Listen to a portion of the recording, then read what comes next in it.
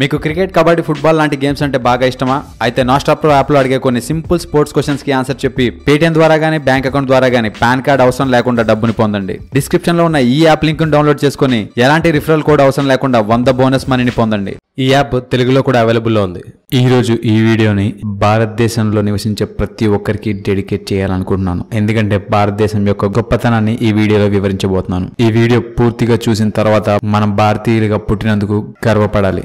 ఇక విషయంలోకి వెళ్దాం. భారతదేశం ఒక డెవలపింగ్ కంట్రీగా పిలువబడుతుంది. గత కొద్ది సంవత్సరాలుగానే భారతదేశం ఎంతో ముందడుగులోకి వచ్చింది. ఎవరైతే మనల్ని ఎందుకు పనికిరాని వారం, పేదవారు అని అనుకున్న దేశాలే ఇప్పుడు భారతదేశాన్ని ఒక నిదర్శనంగా చూస్తున్నాయి. మరి భారతదేశం వారు కనుగొన్నటువంటి కొన్ని గొప్ప విషయాల గురించి మీకు తెలియని కొన్ని ఆసక్తికరమైన విషయాలు ఈ వీడియోలో తెలుసుకునే ముందు టీటాక్ ఛానల్ ని సబ్స్క్రైబ్ చేయడం మాత్రం మర్చిపోకండి. ఇక విషయంలోకి వెళ్దాం. ప్రపంచం కనిపెట్టక ముందే భారతదేశం అనేక ఇన్వెన్షన్స్ ని చేసింది. మరి అవేంటో ఇప్పుడు మనం చూద్దాం. ఈ ప్రపంచం మొత్తం ఉపయోగించే క్యాలెండర్ యొక్క ఇన్వెన్షన్ ఇండియాలోనే చేశారంటే మీరు నమ్ముతారా?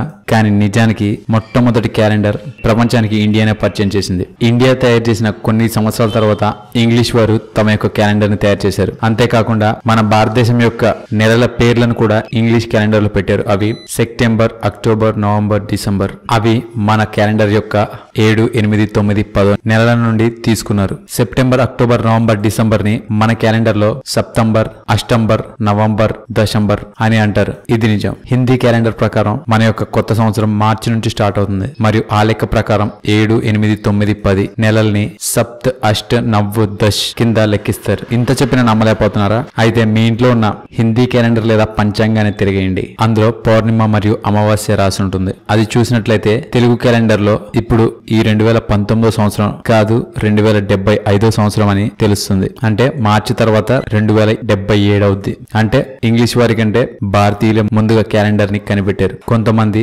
దాన్ని దొంగిలించి తమ యొక్క కొత్త క్యాలెండర్ ని తయారు చేసుకున్నారు. మరియు అందరిలాగే మనం కూడా వెస్టర్న్ కల్చర్ ని అలవాటు పడి మన ఒరిజినల్ క్యాలెండర్ ని వదిలేసి దొంగిలించిన అమెరికన్ క్యాలెండర్ ని ఉపయోగిస్తున్నాం. కేవలం ఇదే కాదు, అనేక ఆశ్చర్యకరమైన విషయాలు కూడా ఇంకా ఉన్నాయి. నాసా సూర్యుడి మీద ప్రయోగం చేసినప్పుడు సూర్యుడు ఒక శబ్దాన్ని వదులుతున్నాడు. ఆ శబ్దం పేరు ఓం అని చెప్పారు. కానీ మన యొక్క పురాణాలు ఎప్పటి నుండో సూర్యుని యొక్క శబ్దం ఓం అని చెప్తున్నాయి. ఇప్పుడు మీరు ఆలోచిస్తుంది ఏంటంటే సూర్యుడు శబ్దం చేయడం ఏంటి అని అనుకుంటున్నారు కదా. మనందరికి తెలిసిన విధంగానే సౌండ్ అనేది వైబ్రేషన్ల కారణంగా వస్తుంది. నాసా యొక్క డివైస్ ని సూర్యుడి వైపు పంపినప్పుడు సూర్యుడు యొక్క వైబ్రేషన్స్ ఆ డివైస్ మీద పడ్డప్పుడు ఆ డివైస్ ఆ వైబ్రేషన్స్ ని డిటెక్ట్ చేసుకుని, అంటే శబ్దాన్ని డిటెక్ట్ చేసి అది నాసాకి పంపించింది. ఆ శబ్దం ఓం ఓం అని వస్తుంది. ఈ వీడియో చూస్తున్నప్పుడు మీరు భారతీయులుగా పుట్టినందుకు గర్వంగా ఫీల్ అవుతున్నారా? ఒకవేళ గర్వంగా ఫీల్ అవుతే ఈ వీడియోకి ఒక లైక్ పడేయండి. అంతేకాకుండా నాసా యొక్క మరొక ప్రాజెక్టు భారతదేశం యొక్క పురాణాల్లో కనబడుతుంది. కొన్ని సంవత్సరాల క్రితం భూమి నుండి సూర్యుడి యొక్క డిస్టెన్స్ ని కొలిచారు. కానీ హనుమాన్ చాలీసాలో చూస్తే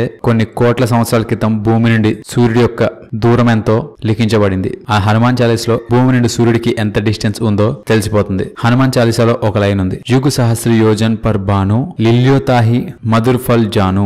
దీని అర్థం ఏంటంటే యుగ్ సహస్ర యోజన్, అంత దూరంలో సూర్యుడు ఉన్నాడని. హనుమంతుడు ఆ సూర్యుడిని ఒక ఫ్రూట్ అనుకుని తినేశాడు. ఆ లైన్ లో ఉపయోగించిన యుగ్ సహస్ర జోజన్ అంటే భూమి నుండి సూర్యుడి యొక్క దూరం అని హనుమంతుడు వర్ణించాడు. ఇందులో ఒక్క యుగ్ అంటే 12,000 కిలోమీటర్లు, ఒక్క సహస్రం అంటే 1000 సంవత్సరాలు, జోజన్ అంటే 8 మైళ్ళు. ఒకవేళ వీటన్నిటిని మల్టిప్లై చేస్తే ఆన్సర్ ఏమొస్తుందంటే 96 కోట్ల కిలోమీటర్లు ఇంటూ మైల్ అంటే 1.6 వేసుకుంటే ఇంత వస్తుంది. మరియు నాసా ప్రకారం భూమి నుండి సూర్యుడి యొక్క దూరం ఇన్ని కిలోమీటర్లు. ఒకవేళ ఈ 2 కిలోమీటర్లను చూస్తే డిస్టెన్స్ సిమిలర్ గా ఉంటుంది. చూశారు కదా, భారతీయులు కనుగొన్న కొన్ని గొప్ప గొప్ప ఇన్వెన్షన్స్ గురించి మీకు తెలియని కొన్ని ఆసక్తికరమైన విషయాలు ఈ వీడియోలో. ఈ వీడియో కనుక మీకు నచ్చినట్లయితే లైక్ చేయండి, షేర్ చేయండి. ఇలాంటి మరికొన్ని ఆసక్తికరమైన విషయాల గురించి తెలుసుకోవాలనుకుంటే టీటాక్ ఛానల్ ని సబ్స్క్రైబ్ చేయడం మాత్రం మర్చిపోకండి. Thank you for watching.